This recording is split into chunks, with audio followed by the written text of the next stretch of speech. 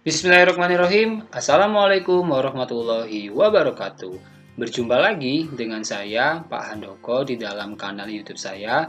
Bagi kalian yang baru pertama kali berkunjung di dalam kanal YouTube Pak Handoko, maka saya sarankan untuk klik tombol subscribe dan nyalakan lonceng notifikasinya ya, agar kalian mendapatkan berbagai macam update terbaru video pembelajaran sejarah, pembahasan soal-soal sejarah, hingga pemanfaatan media pembelajaran sejarah. Nah, di dalam video ini, Pak Handoko akan mencoba untuk membahas soal sejarah seleksi masuk Universitas Negeri Yogyakarta tahun 2017 untuk kode soal 372.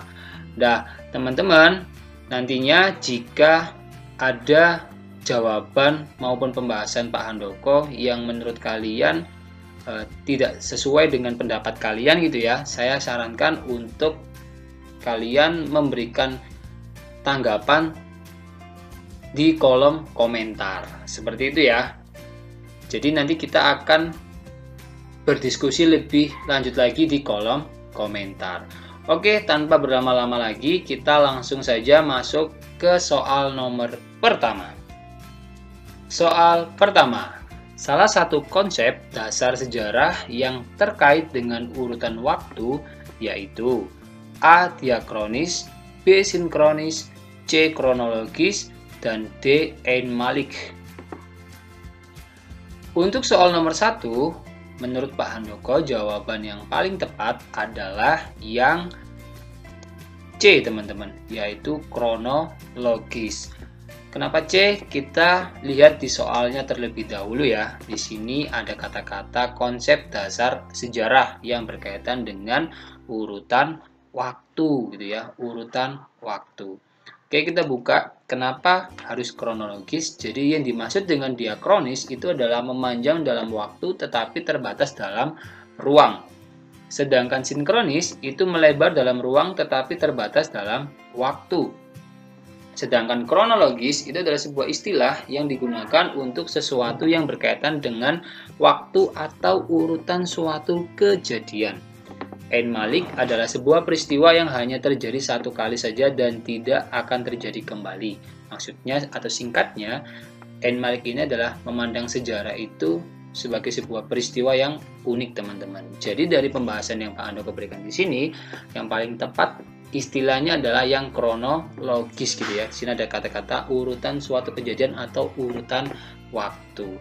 Oke, kita lanjut ke soal nomor 2. Antara manusia purba yang hidup pada masa food gathering dengan manusia purba yang hidup pada masa food producing mempunyai ciri-ciri yang berbeda. Ciri-ciri manusia purba pada masa food producing manusia yang A. Bisa berjalan tegak, B. Masih mengumpulkan makanan, C. Telah mengenal sistem berladang, D. Pandai membuat alat-alat dari batu. Untuk soal nomor 2, menurut Pak Handoko, jawaban yang paling tepat adalah yang C teman-teman, yaitu telah mengenal sistem berladang. Oke, kita kembali lagi ke soalnya ya. Di sini ada kata kunci teman-teman, yaitu masa food gathering dengan masa food producing. Secara sederhana, food gathering itu bisa dimaknai sebagai masa di mana manusia purbanya itu dalam memenuhi kebutuhannya dia ini masih mengumpulkan makanan nih teman-teman. Bisa memetik tanaman gitu ya, bisa nanti menggunakan umbi-umbian yang memang tumbuh secara alami gitu ya. Dan juga nanti dia bisa berburu hewan, juga bisa menangkap ikan, bisa mengumpulkan kerang juga bisa gitu ya. Jadi ini adalah food gathering, yaitu mengumpulkan makanan nih teman-teman. Sedangkan kalau food producing itu adalah apa teman-teman? Yaitu sederhananya bisa dimaknai sebagai sebuah masa di mana manusia purba atau manusia yang hidup pada masa itu sudah bisa membuat gitu ya, bisa memproduksi makanannya sendiri. Melalui apa? Di sini nanti melalui yang namanya sistem berladang ataupun bertani teman-teman. Seperti itu ya. Jadi Kalau bisa berjalan dengan tegak ini tidak menggambarkan perbedaan gitu ya daripada food gathering dan food producing. Kemudian kalau untuk yang masih mengumpulkan makanan ini lebih condong daripada yang food gathering teman-teman. Sedangkan kalau untuk pandai membuat alat-alat dari batu, memang di masa food gathering maupun di masa food producing manusianya itu sudah mampu membuat alat-alat yang terbuat dari batu sehingga bisa membantu kehidupan mereka teman-teman. Tetapi ada perbedaannya juga ya, bahwa di masa food producing atau nantinya yang kita kenal dengan nama masa Neolitikum itu manusia purbanya itu sudah bisa membuat alat-alat yang tidak lagi terbuat dari batu, meskipun alat-alat dari batu tetap masih digunakan. Contohnya misalkan alat-alat yang terbuat dari tembaga gitu ya, dari besi, dari logam gitu ya. Nah, jadi menurut Pak Handoko yang paling tepat untuk soal nomor 2 ini yang C ya teman-teman, yaitu telah mengenal sistem berladang, karena ini berkaitan dengan istilah dari food production sendiri yang bisa dimaknai sebagai manusianya sudah bisa memproduksi makanannya sendiri teman-teman. Seperti itu ya. Kita lanjut ke soal nomor 3. Pada zaman Megalitikum terdapat bangunan bernama menhir. Fungsi bangunan tersebut adalah sebagai A. Tempat untuk orang yang sudah meninggal. B. Tugu pemujaan roh nenek moyang. C. Meja untuk meletakkan sesaji. Atau D. Tempat peribadatan. Untuk soal nomor 3, jawaban yang paling tepat menurut Pak Handoko adalah yang B teman-teman, yaitu sebagai tugu pemujaan kepada roh nenek moyang. Kenapa bisa seperti itu? Karena menhir sendiri itu memiliki makna gitu ya, batu tunggal, biasanya berukuran besar yang ditata seperlunya sehingga berbentuk tugu dan biasanya diletakkan berdiri tegak di atas tanah. Fungsi daripada menhir itu sendiri sebagai media untuk upacara menghormati nenek moyang teman-teman. Gitu ya, jadi sudah sesuai dengan opsi daripada yang B ini, tugu pemujaan kepada roh nenek moyang. Ini adalah gambar daripada menhir gitu ya. Kita lanjut ke soal nomor 4 teman-teman. Pada zaman Neolitikum, masyarakat sudah mengenal kepercayaan, yaitu A. Animisme dan dinamisme, B. Dinamisme dan politeisme, C. Paganisme dan animisme, D. Politeisme dan paganisme. Untuk soal nomor 4, menurut Pak Handoko, jawaban yang paling tepat adalah opsi A teman-teman, yaitu animisme dan dinamisme. Kenapa bisa animisme dan dinamisme? Karena memang gitu ya, bahwa sebenarnya sih ada 3 jenis nih teman-teman sistem kepercayaan gitu ya, yang sudah dikenal oleh masyarakat manusia purba pada waktu itu, yaitu ada animisme, dinamisme, dan totemisme. Animisme itu apa? Sebuah sistem kepercayaan yang percaya bahwa roh nenek moyang itu atau makhluk halus itu memiliki kekuatan yang bisa menggerakkan alam nih teman-teman, sehingga dia harus dihormati, dipuja gitu teman-teman. Ya, jadi itu adalah kepercayaan animisme. Kemudian kalau untuk kepercayaan yang dinamisme, di sini ada kata-kata dia ini sebuah kepercayaan gitu ya, yang percaya terhadap benda-benda tertentu yang dianggap memiliki kekuatan supranatural. Jadi dia ini percaya bahwa benda-benda tertentu ya, contohnya misalkan seperti pohon besar ataupun batu-batuan besar nih teman-teman. Jadi titik pentingnya adalah pada penggunaan benda-benda tertentu gitu teman-teman ya, yang dianggap memiliki kekuatan supranatural. Kemudian kalau untuk totemisme ini adalah mereka percaya bahwa hewan ataupun tumbuhan tertentu memiliki kekuatan supranatural. Nah, jadi yang paling tepat sesuai pembahasan yang Pak Handoko berikan di sini adalah yang A teman-teman. Kenapa kok bukan politeisme gitu ya? Jadi politeisme itu mereka percaya gitu ya, bahwa konsep dewa dewi itu lebih daripada satu nih teman-teman gitu. Jadi mereka itu percaya bahwa kepercayaan yang mempercayai bahwa dewa-dewi itu lebih daripada satu gitu ya. Jadi ada kata-kata poli gitu ya. Awalnya adalah monoteisme, hanya mempercayai Tuhan itu hanya satu teman-teman gitu ya. Untuk paganisme ini adalah semacam kepercayaan gitu ya, yang mereka juga percaya bahwa dewa-dewinya itu banyak dan nanti dia ini menggunakan berhala nih teman-teman. Kemudian untuk para pengikut daripada kepercayaan paganisme ini disebut dengan pagan, seperti itu ya. Itu soal nomor 4. Kita lanjut ke soal nomor 5. Tahun 1292, Kerajaan Singosari mengalami keruntuhan. Hal ini disebabkan oleh A. Adanya pemberontakan dan bawahan yang tidak puas. B. Raja yang lebih mementingkan kehidupan pribadinya. C. Adanya serangan dari Jayakatwang. D. Serangan Kubilai Khan dan Mongol. Untuk soal nomor 5, menurut Pak Handoko, yang paling tepat opsinya adalah yang C, teman-teman, yaitu adanya serangan dari Jayakatwang gitu ya. Kalau misalkan untuk opsi yang A ini memang ada cerita seperti itu, tetapi tidak terlalu menjadi penyebab utama gitu ya. Singosari mengalami keruntuhan. Kemudian yang B ini, rajanya yang lebih mementingkan kehidupan pribadinya, juga kurang tepat nih teman-teman. Dan sisanya hanya ada 2 opsi ini, yaitu C dan D ya.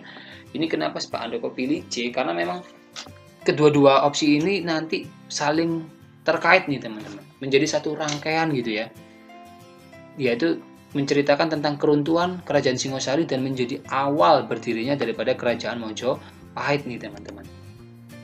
Jadi memang keruntuhan Kerajaan Singosari ini memang dipengaruhi 2 peristiwa besar nih teman-teman, yaitu ekspansi dari bangsa Mongol dan juga pemberontakan Jayakatwang gitu ya. Nah, di tahun 1292, Kubilai Khan itu mengirimkan armada perangnya untuk membalas dendam perbuatan Kertanegara yang menghina Kubilai Khan dan menaklukkan Kerajaan Singosari nih teman-teman. Tetapi ketika Kertanegara ini gitu ya sedang bersiap menghadapi serangan bangsa Mongol, tiba-tiba muncul serangan dari Jayakatwang nih teman-teman di pusat Kerajaan Singosari. Nah, melalui serangan ini Jayakatwang berhasil menguasai Kerajaan Singosari serta membunuh Kertanegara. Nah, pada akhirnya Kerajaan Singosari runtuh pada tahun 1292 bersama wafatnya Kertanegara nih teman-teman. Jadi ketika Kertanegara sudah berhasil dikalahkan gitu ya oleh Jayakatwang, maka sebenarnya dari situ Kerajaan Singosari bisa dianggap sudah mengalami keruntuhan nih teman-teman. Kenapa? Karena nanti diambil alih oleh Jayakatwang. Nah, Jayakatwang sendiri ini adalah seorang besan gitu ya, dia pemimpin daripada wilayah Kediri. Ya, ini nanti memanfaatkan situasi nih teman-teman. Dia tahu bahwa Kertanegara ini sedang mencari dukungan gitu ya, dengan mengirimkan banyak sekali pasukannya untuk menaklukkan wilayah Malaka gitu ya, dari wilayah di Melayu lah ya, karena terkenal dengan nama ekspedisi Pamalayu nanti. Nah, oleh karena itu nanti ketika kondisi pertahanan Kerajaan Singosari atau pusat daripada Kerajaan Singosari ini sedang mengalami penurunan gitu ya, diserang oleh Jayakatwang. Meskipun nantinya Jayakatwang sendiri juga akan dikalahkan oleh Kubilai Khan yang mengirimkan pasukan Mongolnya itu tadi ya. Oke, kita lanjut ke soal nomor 6. Pada masa pemerintahan Hayam Wuruk, terjadi perang yang berakibat tewasnya Raja Pajajaran. Perang terjadi karena Raja Pajajaran menolak tuntutan Gajah Mada untuk A. Memberikan upeti dalam jumlah tertentu sebagai persembahan, B. Menyerahkan putrinya sebagai tawanan perang, C. Menikahkan putrinya dengan Raja Majapahit, atau D. Takluk pada Kerajaan Mojopahit. Untuk soal nomor 6, menurut Pak Handoko, jawaban yang paling tepat adalah yang C teman-teman, yaitu Raja Pajajaran menolak tuntutan Gajah Mada untuk menikahkan putrinya dengan Raja Mojopahit gitu ya. Jadi ada penolakan nih teman-teman terkait permintaan daripada Gajah Mada, dan ini nanti berkaitan dengan materi perang Bubat gitu ya. Memang terjadi diawali dari Raja Pajajaran yang menolak untuk menikahkan putrinya untuk Raja Majapahit. Kemudian sebelum terjadi perang, Sri Baduga juga menolak untuk takluk kepada Majapahit tanpa peperangan dan memilih untuk membela negerinya sampai tetes darah terakhir nih teman-teman. Jadi untuk soal nomor 6 ini menurut Pak Handoko jawaban yang paling tepat adalah yang C. Kita lanjut ke soal nomor 7. Wali Songo yang terkenal aktif berdakwah melalui saluran kesenian adalah A. Sunan Giri, Sunan Bonang, dan Sunan Kalijaga, B. Sunan Ampel, Sunan Bonang, dan Sunan Muria, C. Sunan Kudus, Sunan Ampel, dan Sunan Bonang, D. Sunan Gunung Jati, Sunan Kudus, dan Sunan Ampel. Menurut Pak Handoko, jawaban yang paling tepat untuk soal nomor 7 ini adalah opsi A teman-teman, yaitu Sunan Giri, Sunan Bonang, dan Sunan Kalijaga. Jadi memang ada cerita unik ya terkait proses Islamisasi yang terjadi di wilayah Nusantara, lebih-lebih di wilayah Pulau Jawa nih teman-teman, di mana nanti para tokoh agama pada waktu itu yang kita kenal dengan nama wali gitu ya. Ada kepercayaan masyarakat setempat sih ada 9 wali gitu ya. Dan ada beberapa wali itu yang menggunakan kesenian yang sudah ada di zaman sebelum pra-Islam atau zaman sebelum Islam gitu lah ya. Di mana nanti digunakan untuk melakukan proses Islamisasi atau menyebarkan ajaran agama Islam agar orang-orang di Pulau Jawa pada waktu itu mau masuk Islam. Contohnya misalkan ada Sunan Bonang yang menggunakan gamelan, ada Sunan Kalijaga yang menggunakan gamelan dan wayang kulit, ada Sunan Giri menggunakan wayang kulit dan jelungan, ada Sunan Derajat menggunakan gending, ada Sunan Muria menggunakan wayang kulit dan gamelan gitu ya. Jadi untuk nomor 7 ini yang paling tepat adalah yang opsi A. Kita lanjut ke soal nomor 8. Sultan Agung dari Raja Mataram yang sangat anti Belanda dan berusaha mengusir Belanda dari tanah Jawa. Raja Sultan Agung tercatat 2 kali menyerang Batavia, berusaha merebut Batavia dari tangan Belanda tetapi gagal. Di bawah ini yang bukan alasan Sultan Agung melancarkan serangan ke Batavia adalah A. Monopoli perdagangan VOC di tanah Jawa, B. VOC menolak mengakui kedaulatan Kerajaan Mataram, C. Tindakan tentara VOC membakar lumbung-lumbung padi Mataram, D. VOC sering mengganggu kapal dagang yang berdagang di Mataram. Untuk soal nomor 8, menurut Pak Handoko jawaban yang paling tepat adalah yang C teman-teman, yaitu tindakan tentara VOC membakar lumbung-lumbung padi Mataram. Di soalnya ini ya, ini kan ada kata-kata tulisan yang bukan alasan daripada Sultan Agung melancarkan serangan Batavia. Nah, apa saja sih yang menjadi faktor gitu ya, atau latar belakang Sultan Agung kok menyerang VOC di Batavia? Yang pertama adalah tindakan monopoli yang dilakukan VOC, khususnya di Pulau Jawa ya. Kemudian VOC sering menghalangi kapal-kapal dagang Mataram yang akan berdagang ke Malaka. 3. VOC menolak untuk mengakui kedaulatan Mataram. Dan 4. Keberadaan VOC di Batavia telah memberikan ancaman serius bagi masa depan Pulau Jawa. Jadi menurut Pak Handoko jawaban yang paling tepat adalah yang C gitu ya. Karena ini adalah salah satu tindakan yang dilakukan oleh VOC ketika Sultan Agung itu melakukan serangannya yang pertama nih teman-teman. Jadi kegagalan serangan Sultan Agung pada waktu itu karena salah satunya ini ya, lumbung-lumbung padi yang menjadi sumber makanan prajurit-prajurit yang akan diberangkatkan ke medan perang itu nanti dibakar teman-teman oleh VOC, sehingga nanti prajuritnya itu tidak memiliki tenaga cukup untuk bertarung di medan pertempuran seperti itu. Sekarang kita lanjut ke soal nomor 9. Dalam rangka menjalankan politik David et Impera, VOC berhasil menghasut Sultan Haji untuk memberontak merebut tatah ayahnya. Pada saat Sultan Haji bertikai dengan Sultan Ageng Tirtayasa, VOC sanggup membantu Sultan Haji dengan beberapa persyaratan. Hal di bawah ini yang bukan merupakan persyaratan tersebut adalah A. Banten harus menyerahkan Cirebon ke VOC. B. VOC memonopoli perdagangan lada di Banten. C. VOC diizinkan mendirikan kantor dagang di Banten. D. Banten harus membayar Rp600.000 apabila ingkar janji.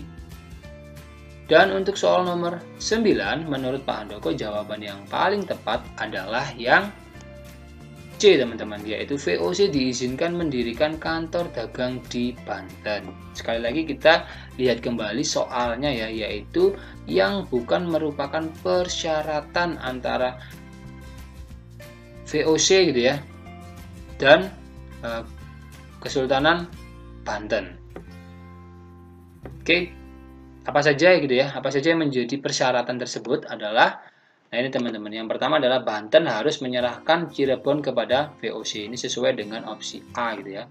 Kemudian monopoli lada di Banten dipegang oleh VOC dan harus menyingkirkan para pedagang Persia, India, dan Cina. Ini juga sama nih teman-teman, yaitu opsi B gitu ya. Banten harus membayar Rp600.000 apabila ingkar janji. Ini sesuai dengan opsi D. Yang terakhir adalah pasukan Banten yang menguasai daerah pantai dan pedalaman Priangan segera ditarik kembali. Jadi tidak ada kata-kata VOC diizinkan mendirikan kantor dagang di Banten. Jadi yang paling tepat adalah opsi C. Lanjut ke soal nomor 10. Soal nomor 10. Upaya Belanda menanamkan kekuasaan di Sumatera mendapatkan tentangan dari raja-raja di Sumatera. Salah satunya adalah Kerajaan Aceh. Hal ini menyebabkan terjadinya perang besar antara Aceh melawan Belanda. Berikut ini yang merupakan penyebab umum terjadinya perang Aceh melawan pemerintah kolonial Belanda adalah A. Serangan pasukan Belanda terhadap istana Kerajaan Aceh. B. Belanda menghalangi hubungan Aceh dengan Inggris. C. Belanda ingin menguasai dan menundukkan Aceh. D. Penandatanganan Traktat London. Untuk soal nomor 10, menurut Pak Handoko, jawaban yang paling tepat adalah yang C, teman-teman, yaitu Belanda ingin menguasai dan menundukkan Aceh, gitu ya. Jadi sebab-sebab umum terjadinya perang Aceh melawan Belanda adalah salah satunya yaitu Belanda melanggar perjanjian London tahun 1824 dengan usahanya menguasai Aceh ini, teman-teman. Jadi, kenapa kok bukan Traktat London 1824? Karena di dalam perjanjian ini gitu ya. Jadi Traktat London itu adalah perjanjian antara Inggris dan Belanda, teman-teman. Di mana perjanjian ini nanti akan mengakhiri gitu ya, mengakhiri persaingan Belanda dan Inggris khususnya dalam bidang perdagangan di wilayah Asia Tenggara nih, teman-teman. Di mana nantinya perjanjian ini akan seperti tukar guling gitu ya. Jadi saling memberikan wilayah gitu ya. Wilayah yang sebelumnya miliknya ke pihak lain gitu ya. Misalkan Inggris itu nanti akan memberikan wilayah Sumatera dan juga wilayah Bengkulu nih. Kecuali Aceh gitu ya, kepada Belanda. Kemudian kalau untuk Inggris sendiri itu mendapatkan wilayah Malaka dan juga wilayah Singapura gitu ya. Jadi ada pertukaran nih, teman-teman, pertukaran wilayah. Nah, yang jadi pertanyaan adalah wilayah Aceh ini nantinya di dalam perjanjian Traktat London 1824 itu kedua negara ini baik Belanda maupun Inggris sama-sama setuju untuk mengakui kedaulatan Aceh gitu ya. Jadi Aceh itu tidak menjadi wilayah kekuasaan Belanda ataupun Inggris nih, teman-teman.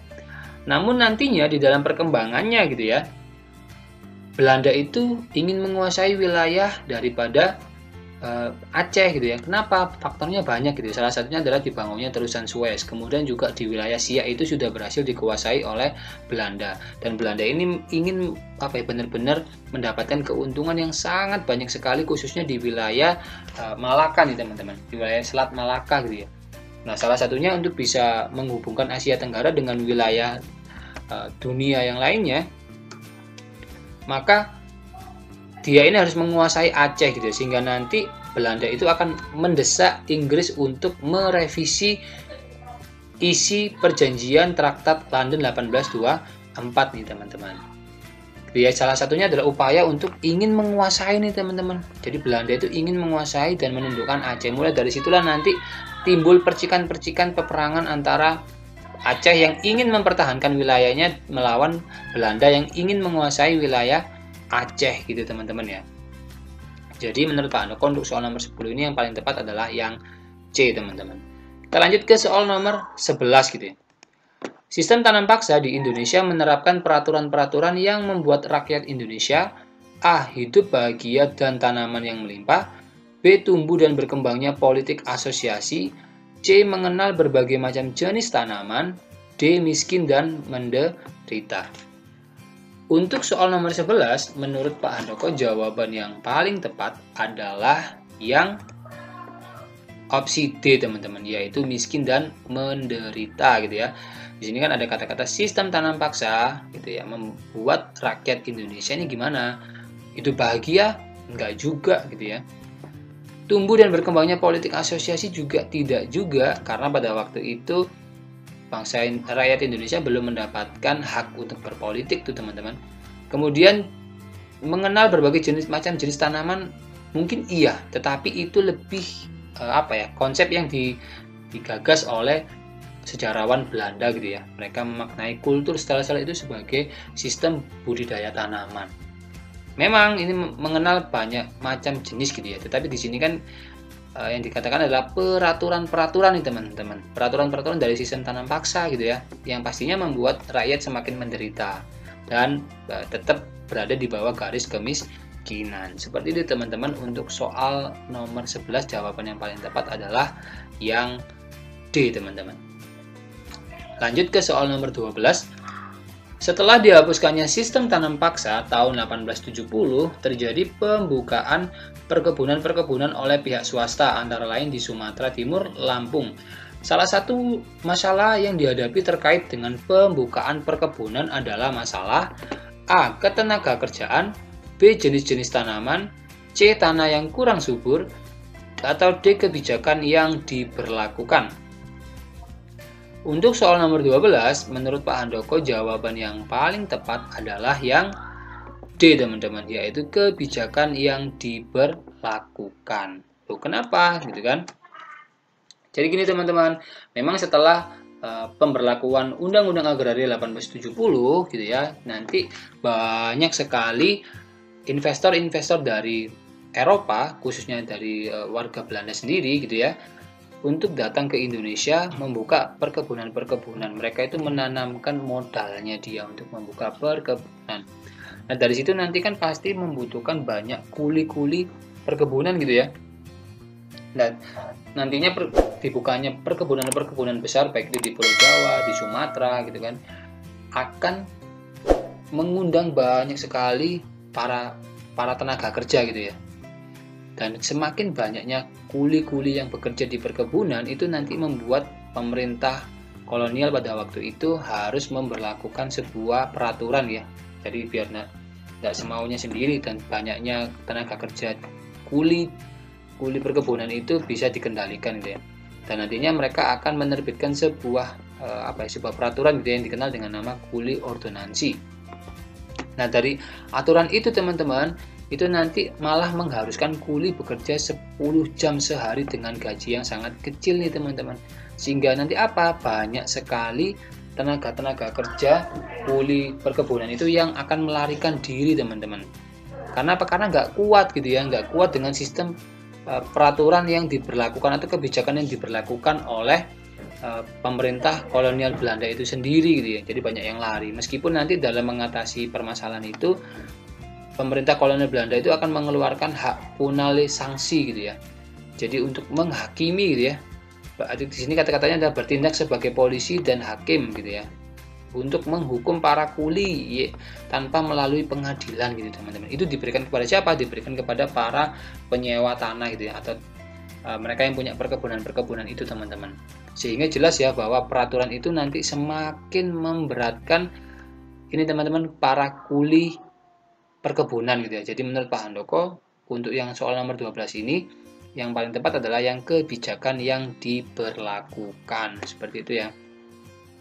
Kok bukan yang ketenaga kerjaan Pak? Karena memang Belanda itu kan menguasai gitu ya, menguasai wilayah Indonesia, dan mereka ini bisa mendorong agar para petani itu akhirnya beralih profesi menjadi kuli-kuli di perkebunan gitu ya. Jadi untuk yang A ini menurut Pak Handoko kurang tepat gitu ya.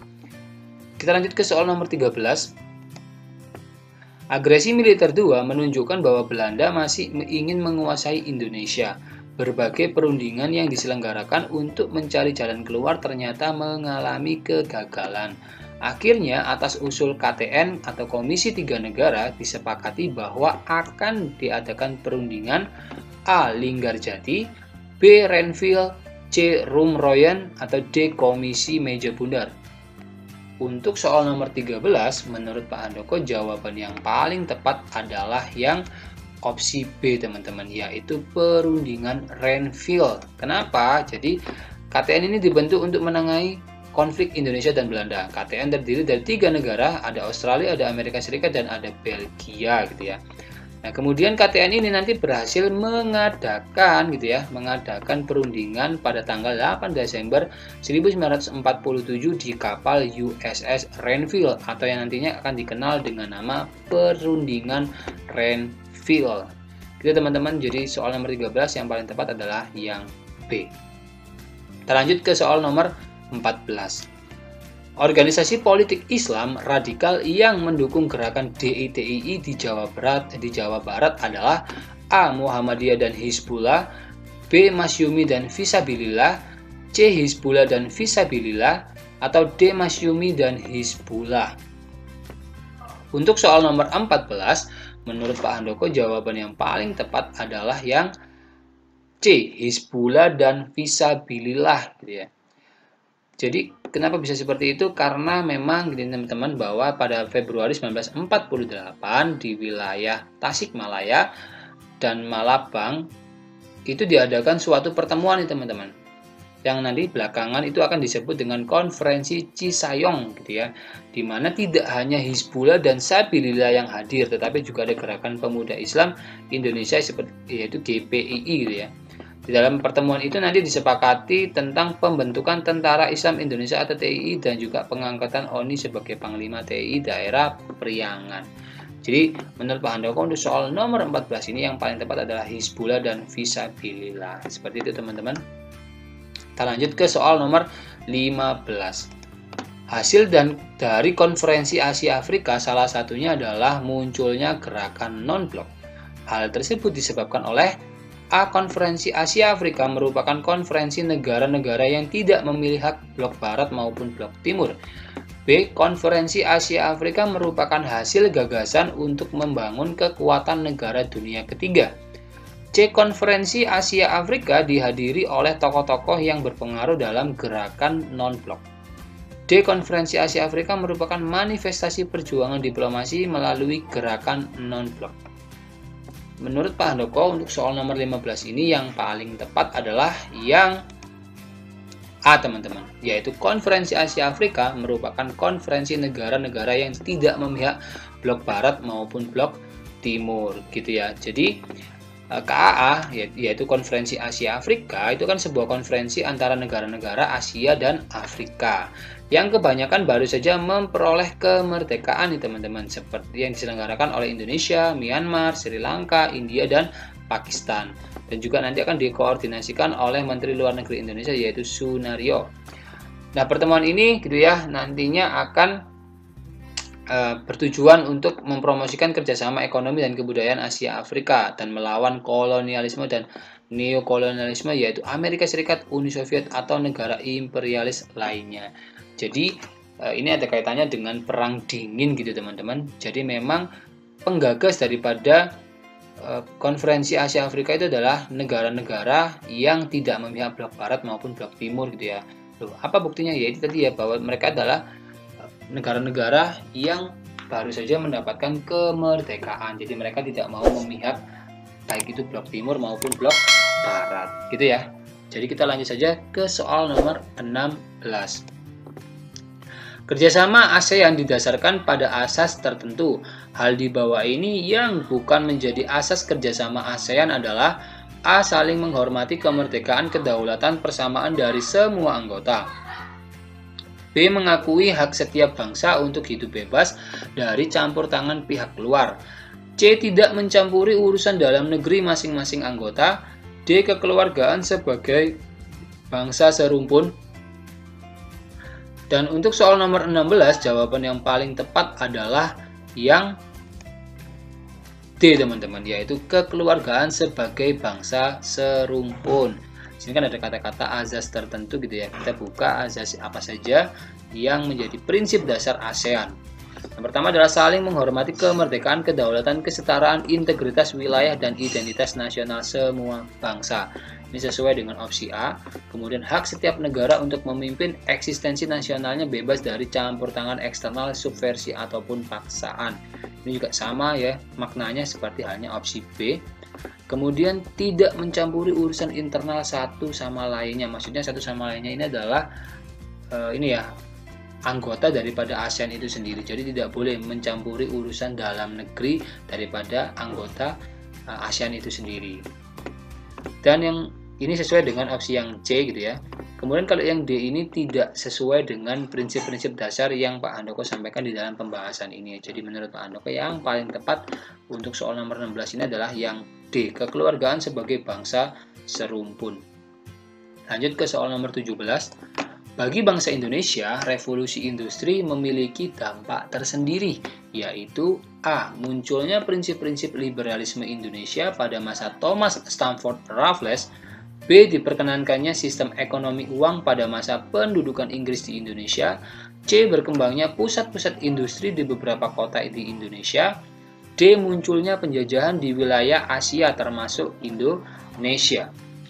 Untuk soal nomor 17, menurut Pak Handoko jawaban yang paling tepat adalah yang C, teman-teman, yaitu berkembangnya pusat-pusat industri di beberapa kota di Indonesia gitu ya. Di sini ada kata-kata penting nih, teman-teman. Kita diminta untuk menentukan gitu ya dampak daripada revolusi industri bagi bangsa Indonesia. Jadi revolusi industri itu kan sederhananya gitu ya, bisa dimaknai sebagai sebuah perubahan dalam proses produksi barang-barang dagangan dari komoditas gitu yang awalnya itu dikerjakan oleh tangan-tangan manusia, tangan-tangan terampil manusia, nanti akan mulai bergeser dikerjakan oleh tenaga-tenaga mesin nih, teman-teman. Ini ada beberapa, teman-teman, dampak daripada revolusi industri khususnya bagi Indonesia gitu. Yang pertama adalah pembangunan jalur kereta api di Pulau Jawa. Kemudian munculnya industri gula. 3. Munculnya imperialisme modern di Indonesia. Dan keempat, diterapkannya kebijakan undang-undang gula Suikerwet oleh pemerintah kolonial Belanda gitu ya. Jadi ini ada kaitannya dengan nomor 2 gitu ya, munculnya industri-industri, contohnya ada industri gula nih, teman-teman. Jadi ini sesuai dengan yang opsi C gitu ya, mulai berkembangnya pusat-pusat industri di beberapa kota di Indonesia. Contohnya misalkan di daerah Surabaya gitu ya, menjadi salah satu pusat industri yang berkembang di masa Hindia Belanda. Kemudian kita lanjut ke soal nomor 18. Dampak Perang Dunia II bagi dunia dalam bidang politik tampak pada A. Ilmu pengetahuan dan teknologi berkembang pesat seiring dengan upaya pertahanan diri. B. Munculnya semangat nasionalisme dan timbulnya negara-negara merdeka. C. Munculnya UNRWA, United Nation Rehabilitation Administration. D. Amerika Serikat menjadi negara donatur. Dan untuk soal nomor 18 ini, menurut Pak Handoko jawaban yang paling tepat adalah yang B, teman-teman, yaitu munculnya semangat nasionalisme dan timbulnya negara-negara yang merdeka. Ya, di sini ada kata-kata dampak Perang Dunia di bidang politik bagi dunia. Nah, ini ya, jadi memang setelah Perang Dunia II itu nanti akan banyak sekali negara-negara yang sudah paham nasionalisme nih, teman-teman. Dan nanti ini pengaruhnya sangat besar sekali gitu ya bagi perjuangan bangsa-bangsa yang ada di benua Asia maupun Afrika, karena sebelumnya itu mereka menjadi wilayah-wilayah yang dijajah oleh bangsa Eropa itu sendiri gitu ya. Jadi itu mendorong nih, teman-teman, dampak Perang Dunia II ini setelah selesai gitu ya. Selesai itu nanti akan mendorong negara-negara gitu dengan semangat nasionalismenya untuk merdeka. Oke, kita lanjut ke soal nomor 19. Dalam rangka memulihkan kondisi politik dan ekonomi Uni Soviet, Gorbachev melontarkan suatu ide reformasi berupa glasnost, perestroika, dan demokratisasi. Demokratisasi mempunyai makna yaitu A. Mengurangi kontrol partai terhadap aparat pemerintah. B. Menata kembali berbagai kebijakan di semua bidang kehidupan. C. Membuka diri dari pergaulan internasional dan memperluas partisipasi masyarakat. D. Memperlakukan sama terhadap semua warga negara terhadap kebijakan pemerintah. Untuk soal nomor 19, menurut Pak Handoko jawaban yang paling tepat adalah yang C, teman-teman, yaitu membuka diri dari pergaulan internasional dan memperluas partisipasi masyarakatnya gitu ya. Ini kan ada paham yang sebenarnya sih tidak menjadi sebuah hal yang dianut oleh Uni Soviet pada waktu itu, yaitu kata-kata demokratisasi. Maksudnya apa? Jadi Gorbachev itu meluncurkan slogan demokratisasinya, yaitu untuk mendorong terciptanya sistem multipartai nih, teman-teman. Karena pada waktu itu kan hanya satu partai gitu, dan berharap ada banyak sekali partai-partai yang ada sehingga nanti bisa menciptakan kehidupan yang demokratis teman-teman, khususnya dalam pengambilan kebijakan gitu ya. Jadi di situ kan ada intinya sih ingin meningkatkan keterlibatan gitu ya daripada masyarakat nih teman-teman, karena yang namanya demokrasi itu kan adalah sebuah sistem sistem pemerintahan yang memang berasal dari rakyat, oleh rakyat, dan untuk rakyat nih teman-teman. Jadi memang peranan daripada rakyat itu harus benar-benar dioptimalkan, khususnya dalam pengambilan kebijakan gitu ya. Seperti pengambilan kebijakan seorang pemimpin yang akan menjadi pemimpin di sebuah negara gitu ya. Jadi memang harus berdasarkan rakyat. Jadi menurut Pak Handoko untuk soal nomor 19 ini yang paling tepat adalah membuka diri dari pergaulan internasional dan memperluas partisipasi masyarakatnya nih teman-teman. Lanjut ke soal nomor 20. Di tengah maraknya gelombang demonstrasi mahasiswa dan desakan kaum intelektual terhadap legitimasi pemerintahan Habibie, maka MPR mengadakan sidang istimewa MPR untuk menetapkan langkah pemerintah dalam melaksanakan reformasi di segala bidang. Di bawah ini yang bukan hasil ketetapan MPR adalah A. Masa jabatan presiden dan wakil presiden dibatasi hanya sampai 2 kali masa tugas, masing-masing 5 tahun, yaitu TAP MPR nomor 13/MPR/1998. B. Pencabutan keputusan P4 sebagai mata pelajaran wajib. Ini adalah isi daripada TAP MPR nomor 18/MPR/1998. C. Terbukanya kesempatan untuk mengamandemen Undang-Undang 1945 tanpa melalui referendum. Atau D. Diberlakukannya otonomi daerah yang lebih demokratis dan semakin luas. Untuk soal nomor 20, menurut Pak Handoko jawaban yang paling tepat adalah yang E teman-teman, diberlakukannya otonomi daerah yang lebih demokratis dan semakin luas. Jadi di sini Pak Handoko sertakan beberapa hasil daripada sidang istimewa MPR yang dilaksanakan tanggal 10 sampai 13 November 1998 nih teman-teman. Di sini kan di soalnya juga dikatakan yang bukan hasil ketetapan MPR gitu ya. Dan di sini ada kata-kata terbukanya kesempatan untuk mengamandemen Undang-Undang 1945 tanpa melalui referendum. Ini sesuai dengan opsi C. Pencabutan keputusan P4 sebagai mata pelajaran wajib, ini juga sesuai dengan opsi B. Masa jabatan presiden dan wakil presiden dibatasi hanya sampai 2 kali masa tugas, masing-masing 5 tahun. Ini juga sesuai dengan opsi A. Jadi yang tidak sesuai gitu ya, yang bukan hasil daripada ketetapan MPR tersebut adalah yang D teman-teman, yaitu diberlakukannya otonomi daerah yang lebih demokratis dan luas. Wah, tidak terasa kita sudah berada di penghujung video pembelajaran ini teman-teman. Jika kalian ada pertanyaan seputar materi ini, kalian dapat menuliskannya di kolom komentar atau kalian juga bisa menanyakan hal itu kepada saya melalui kontak medsos ini ya. Saya ucapkan terima kasih bagi kalian yang telah menonton video ini hingga akhir. Jika kalian merasa video ini bermanfaat, jangan lupa bagikan video ini kepada teman-teman kalian ya, agar kebermanfaatan itu tidak hanya berhenti di kalian saja. Dan juga jangan lupa untuk klik subscribe dan like video ini. Akhir kata, Assalamualaikum warahmatullahi wabarakatuh. Salam Historia.